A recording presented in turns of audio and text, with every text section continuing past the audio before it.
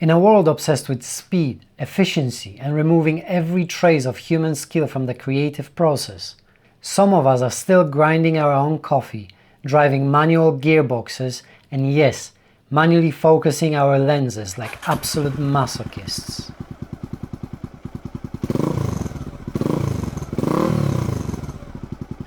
Right, today we're talking about manual focus lenses and why they are exactly like old motorcycles. Now bear with me on this one. It's either brilliant or I've inhaled too much WD-40. See, autofocus lenses are like modern scooters. Push a button, twist and go. They'll get you from A to B without breaking a sweat or requiring you to understand how internal combustion actually works. But manual focus lenses? They're calf racers, mate. Uncomfortable, unreliable, and guaranteed to leave you stranded in the worst possible moment. But my word, do they have character. Let's start with the uncomfortable truth. Autofocus is objectively much better at focusing than you are. Just like a Honda PCX is objectively much more practical than this 1988 Honda Clubman that I've rebuilt myself in the shed. It vibrates so much it will loosen your fillings. It occasionally decides not to start for reasons only known to gods of carburetors. And it's one of the most wonderful things I have ever owned. Manual focusing forces you to slow down, to actually look at what you're photographing. It's the difference between riding pillion on a bus tour and piloting your own machine down a mountain pass. You see, when the machine does all the thinking for you, you become a passenger in your own creative process. Manual lenses are covered in information, depth of field scales, distance markings, hyperfocal indicators.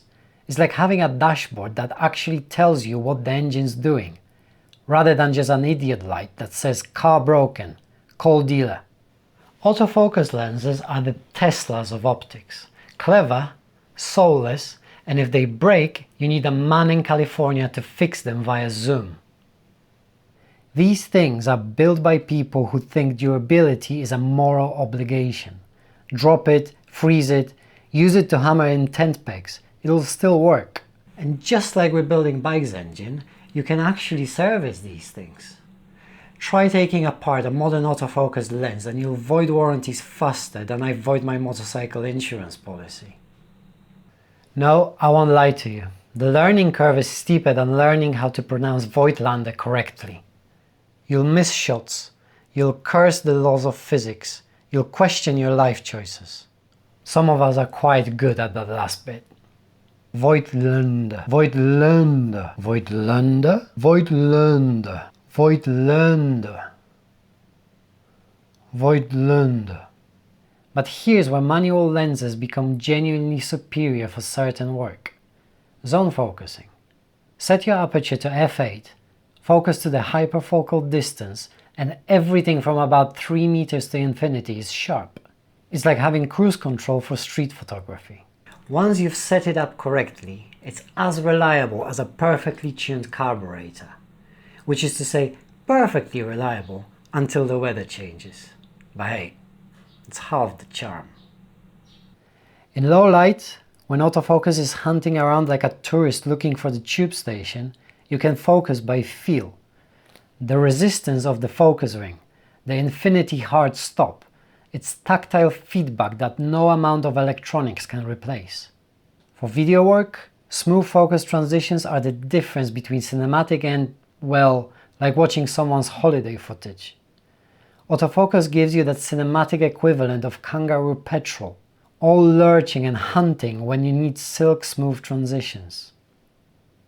Right, let's address the elephant in the room, or rather, the blurry elephant in the room. Manual focusing is objectively slower, less accurate, and more prone to user error. Much like kickstarting a bike in winter, you'll be there for ages while everyone else has already arrived at the party.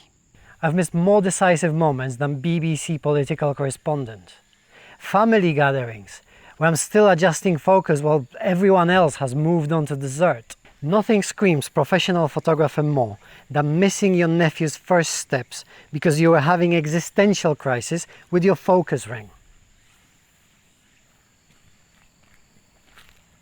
But here's the thing, manual focus lenses are having a proper renaissance now. And they are kind of a rarity in a sense that you can actually say they do make them like they used to. And in some cases even to a better standard.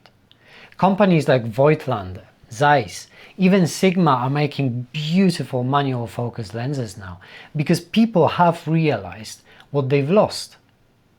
There's something about the rendering, the micro contrast, the way these lenses interpret the light that's just different. It's like the difference between a synthesized orchestra and live musicians. Both can play the same notes, but only one has soul. Instagram has convinced an entire generation to pay 800 quid for lenses that screw up their photos. And honestly, good for them. Look, I'm not gonna sit here and tell you to throw away your autofocus lenses and embrace the analog struggle. That would be like telling everyone to commute by vintage motorcycle to work. Romantic in theory, potentially fatal in practice. Trust me on this one. But what I will say is this. Manual focusing makes you a more mindful photographer. It forces you to slow down, to really see what you're capturing. Understand the relationship between aperture, focus, depth of field. It's more about the journey rather than the destination itself. Very much like a motorcycle ride. Yes, the café on the other side of the mountain serves amazing curry, but it's the twisties that get you there, that build up your appetite. Look, when you ride a motorcycle, you use every single muscle in your body. You keep shifting your center of gravity, leaning into corners. Your feet are working rear brake, gear shifter. Your hands are working the clutch, front brake, throttle. You're not just riding the machine, you become the machine. Then you get into a car and it feels like the bloody thing drives itself. Power steering, ABS, traction control. You just point and the car does the thinking. That comfortable disconnection, that's your autofocus lens. And here's the thing, you haven't earned that comfort. You haven't learned to read the road surface, to anticipate 3 corners ahead what the bike needs, to feel the limit of the grip under your fingertips. When the electronics finally fail you, and they will, you'll be left stranded because you've never learned the fundamentals. Manual focusing is the same dance. Every adjustment is deliberate. Every shot is earned through understanding light, depth of field, predicting your subject's movements. And when you finally get that shot, when everything comes together in that beautiful sharp focus, you know it's yours. Not some algorithms, yours. If any of this resonates with you, or if you think I'm completely bonkers, let me know down in the comments.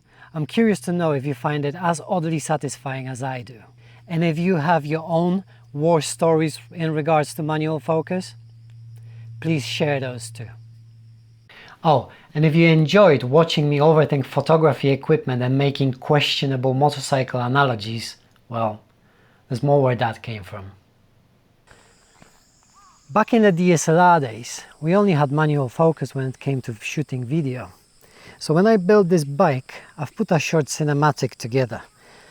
Shot in 720p on D800 with manual lenses, of course.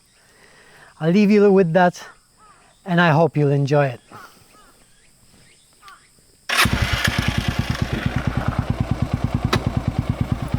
Stay safe.